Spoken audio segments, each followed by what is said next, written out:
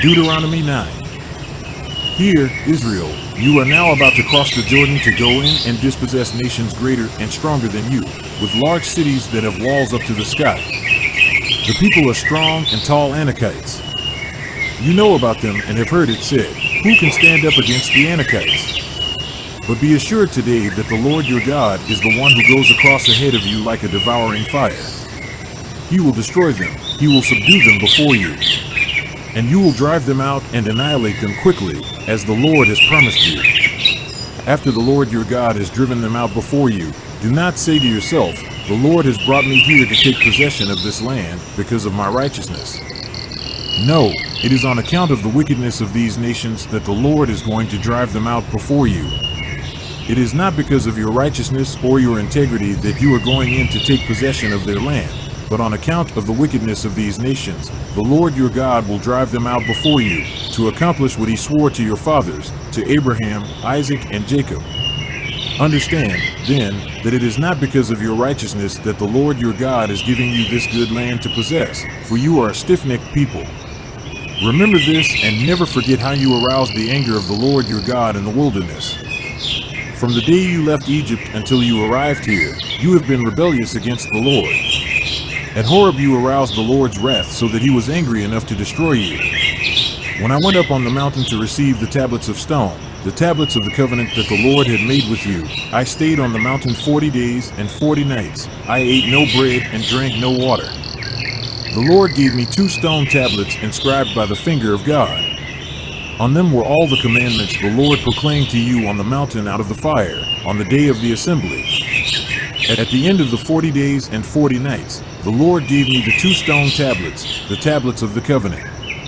Then the Lord told me, go down from here at once, because your people whom you brought out of Egypt have become corrupt. They have turned away quickly from what I commanded them and have made an idol for themselves. And the Lord said to me, I have seen this people, and they are a stiff-necked people indeed. Let me alone, so that I may destroy them and blot out their name from under heaven.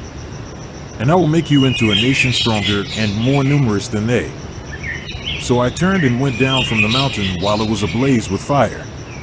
And the 2 tablets of the covenant were in my hands. When I looked, I saw that you had sinned against the Lord your God. You had made for yourselves an idol cast in the shape of a calf. You had turned aside quickly from the way that the Lord had commanded you. So I took the 2 tablets and threw them out of my hands, breaking them to pieces before your eyes.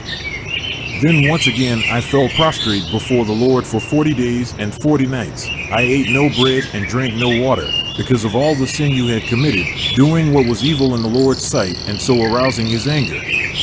I feared the anger and wrath of the Lord, for he was angry enough with you to destroy you. But again the Lord listened to me. And the Lord was angry enough with Aaron to destroy him, but at that time I prayed for Aaron too.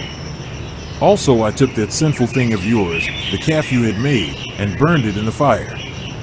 Then I crushed it and ground it to powder as fine as dust and threw the dust into a stream that flowed down the mountain. You also made the Lord angry at Taberah, at Massa, and at Kibroth Hattaavah. And when the Lord sent you out from Kadesh Barnea, he said, go up and take possession of the land I have given you. But you rebelled against the command of the Lord your God. You did not trust him or obey him. You have been rebellious against the Lord ever since I have known you. I lay prostrate before the Lord those 40 days and 40 nights because the Lord had said he would destroy you. I prayed to the Lord and said, Sovereign Lord, do not destroy your people, your own inheritance that you redeemed by your great power and brought out of Egypt with a mighty hand. Remember your servants Abraham, Isaac, and Jacob. Overlook the stubbornness of this people, their wickedness, and their sin. Otherwise, the country from which you brought us will say, because the Lord was not able to take them into the land he had promised them, and because he hated them, he brought them out to put them to death in the wilderness. But they are your people, your inheritance that you brought out by your great power and your outstretched arm.